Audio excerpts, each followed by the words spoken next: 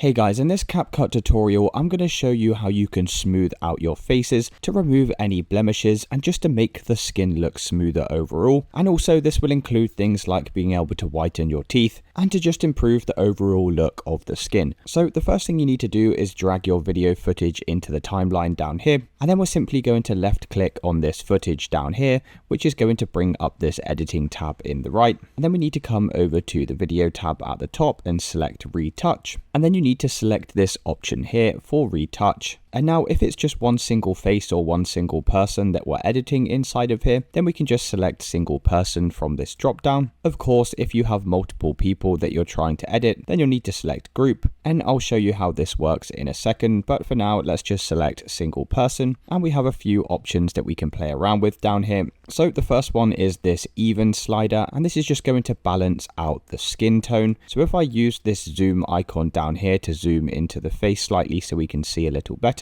And now if I drag this even slider, you can see the difference. Now obviously you don't want to set this to the maximum amount as it looks kind of unrealistic. So I'd recommend around the 70 mark looks good for me. And then we also have this smooth option, so we can turn this up slightly, but again, we don't want to set this too high. Now we do have this option for smile lines. For this particular footage, I don't think this really does that much, so I'm just going to leave this at 0. We also have the option here to brighten the eyes. Now this is a pretty cool effect, so we can actually put this one up slightly higher. Obviously it all just comes down really to personal preference, but I think I'm going to leave this at around about 80. We also have the option for dark circles, so if there's any dark circles underneath the eyes, then this option can get rid of that. We can brighten up the overall face if we want. Again, we don't want to set this too high as it kind of makes our image look very white and pasty. Then if I move this playhead down here to a part of the image where this guy's showing his teeth, and if we scroll down slightly here, we also have the option to whiten the teeth. So if I just drag this slider up, you can see that the teeth are getting whiter. So again, I'm probably going to leave this at around the 75 mark. And then if we scroll down, we have a few more options down here. So you can change the skin tone if you want. I'm just going to keep this at standard. And then if we come down a little bit further, we also have some further enhancements that we can do down here. So we can actually reshape some of the facial structures to this footage. And we have a whole bunch of different options to choose from here. For example, we can target just the nose and we can change the dimensions and sizes of the nose here. Now, I wouldn't really recommend playing around with these options too much, as again, it can create a very unrealistic look. So if you are playing around with these options, then I'd recommend just doing it in very small amounts. And then if we scroll down a little bit further,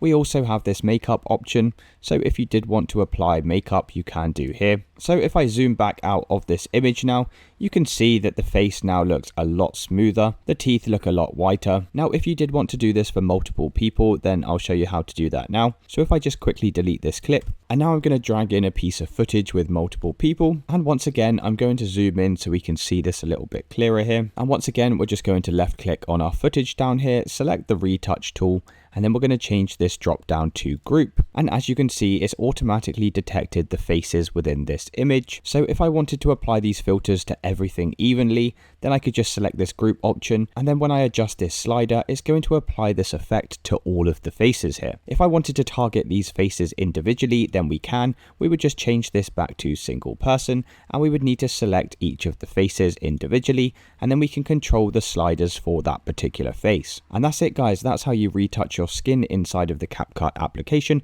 If this video did help you, then please consider dropping a like and subscribing. Until next time.